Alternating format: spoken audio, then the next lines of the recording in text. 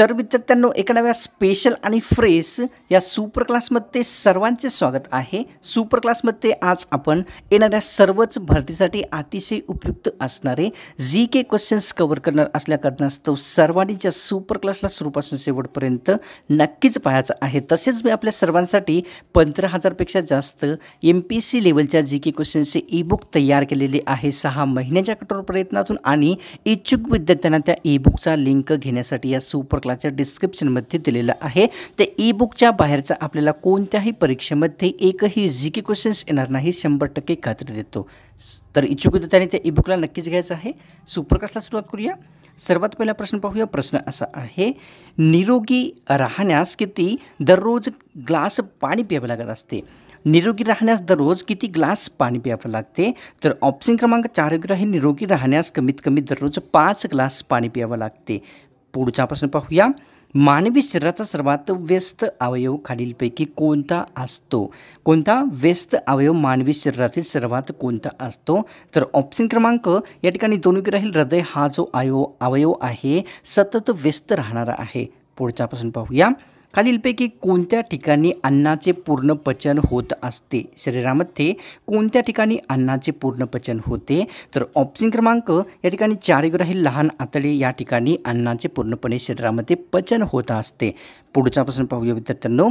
सफरचंदामध्ये खालीलपैकी कोणते आम्ल समाविष्ट असते? कोणत्या फळामध्ये? तर सफरचंदामध्ये कोणते आम्ल समाविष्ट असते?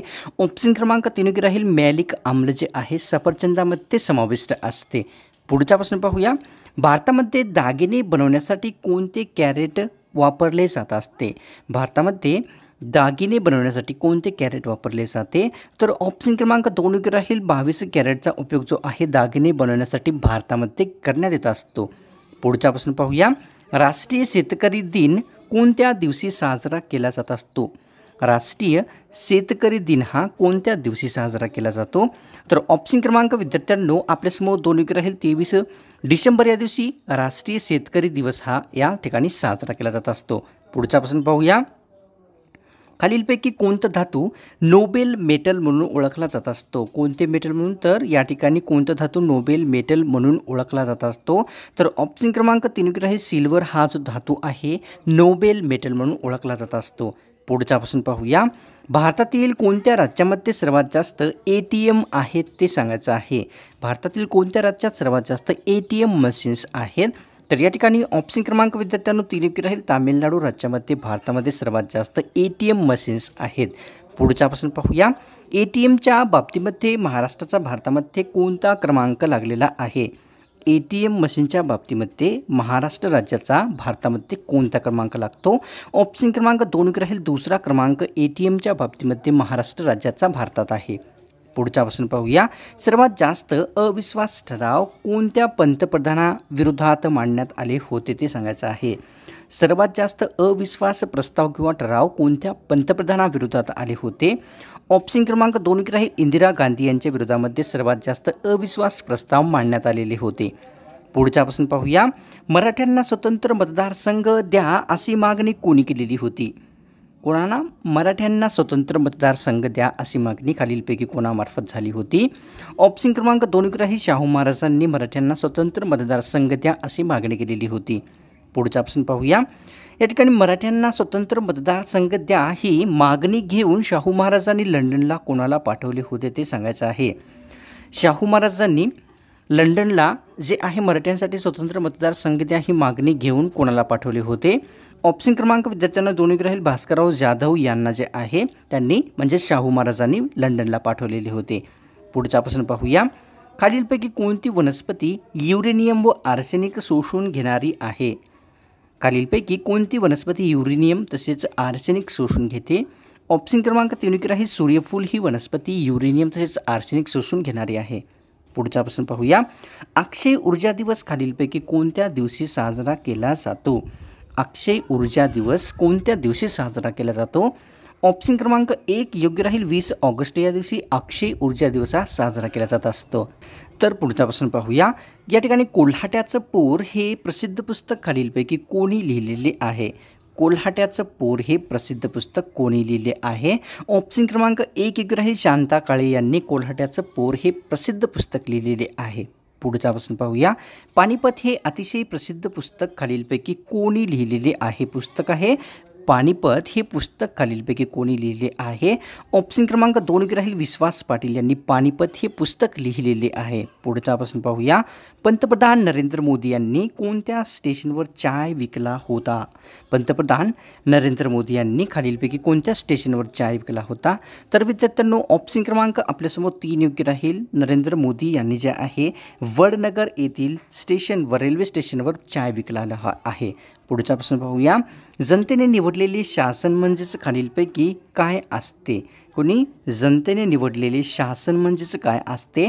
ऑप्शन क्रमांक 1 योग्य राहील, प्रजासत्ताक म्हणजेच विद्यार्थ्यांनो जनतेने निवडलेले शासन असते. पुढचा प्रश्न पाहूया. मराठा साम्राज्याचे दुसरे छत्रपती खालीलपैकी कोणास म्हटले जात असते? मराठा साम्राज्याचे दुसरे छत्रपती खालीलपैकी कोणास म्हणतात? ऑप्शन क्रमांक 2 योग्य राहील, संभाजी महाराज यांना जे आहे मराठा साम्राज्याचे दुसरे छत्रपती संबोधले जाते. पुढचा प्रश्न पाहूया. प्रकाशाची तीव्रता मोजण्यासाठी खालीलपैकी कोणते एकक वापरले जात असते? प्रकाशाची तीव्रता मोजण्यासाठी खालीलपैकी कोणते एकक वापरतात? ऑप्शन क्रमांक 3 योग्य राहील, फोटोमीटर जे आहे प्रकाशाची तीव्रता मोजण्यासाठी वापरले जाते. पुढचा प्रश्न पाहूया. जीवाणूंना त्यांच्या वाढीसाठी खालीलपैकी कशाची आवश्यकता असते? कोणाला जीवाणूंना वाढीसाठी त्यांच्यासाठी जे आहे कशाची आवश्यकता असते? ऑप्शन क्रमांक 2 योग्य राहील, सूर्यप्रकाशाची आवश्यकता जीवाणूंना त्यांच्या वाढीसाठी अत्यंत गरजेची असते. पुढचा प्रश्न पाहूया. विश्वनाथन आनंद यांनी किती वेळा विश्व बुद्धिबळ स्पर्धा जिंकलेली आहे? कोणी विश्वनाथन आनंद यांनी विश्व बुद्धिबळ स्पर्धा एकूण किती वेळेस जिंकली आहे? ऑप्शन क्रमांक 1 योग्य राहील, विश्वनाथन आनंद यांनी जे आहे एकूण 5 वेळा विश्व बुद्धिबळ स्पर्धा जिंकली आहे. पुढचा प्रश्न पाहूया. विजेच्या दिव्याचा शोध खालीलपैकी कोणत्या शास्त्रज्ञांनी लावलेला आहे? विजेच्या दिव्याचा शोध खालीलपैकी कोणी लावलेला आहे? ऑप्शन क्रमांक 1 योग्य राहील, थॉमस एडिसन यांनी विजेच्या दिव्याचा शोध लावलेला आहे. पुढचा प्रश्न पाहूया. मानवाच्या जठरामध्ये खालीलपैकी कोणते आम्ल स्थित असते किंवा असते ते सांगायचं आहे? मानवाच्या जठरामध्ये खालीलपैकी कोणते आम्ल असते? ऑप्शन क्रमांक 4 योग्य राहील, हायड्रोक्लोरिक आम्ल जे आहे मानवी जठरामध्ये समाविष्ट असते. पुढचा प्रश्न पाहूया. रॅमन मॅग्सेसे पुरस्कार कोणत्या देशाकडून देण्यात येत असतो? पुरस्कार आहे रॅमन मॅग्सेसे, हा पुरस्कार कोणत्या देशाकडून दिला जातो? ऑप्शन क्रमांक 4 योग्य राहील, फिलिपिन्स या देशाकडून रॅमन मॅग्सेसे पुरस्कार प्रदान केला जात असतो. पुढचा प्रश्न पाहूया. स्त्री मुक्ती दिन म्हणून खालीलपैकी कोणता दिवस साजरा केला जातो? स्त्री मुक्ती दिन म्हणून कोणता दिवस साजरा होतो? तर विद्यार्थ्यांनो, ऑप्शन क्रमांक 4 योग्य राहील, सावित्रीबाई फुले यांचा जो जन्मदिवस आहे स्त्री मुक्ती दिन म्हणून साजरा करण्यात येत असतो. तर पाहूया पुढचा प्रश्न आपल्यासमोर या ठिकाणी काय आहे? या ठिकाणी खालीलपैकी कोणती व्यक्ती मसुदा समितीची सदस्य नव्हती ते सांगायचं आहे. मसुदा समितीचे सदस्य खालीलपैकी कोणते व्यक्ती नव्हते?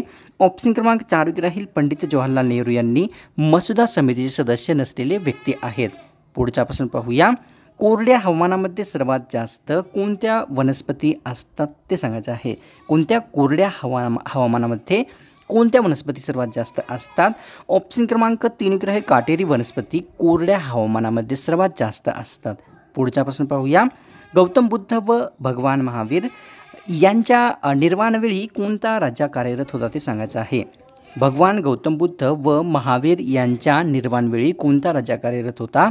ऑप्शन क्रमांक 1 योग्य राहील, अजातशत्रू गौतम बुद्ध व महावीर यांच्या निर्वाणवेळी कार्यरत राजा होता.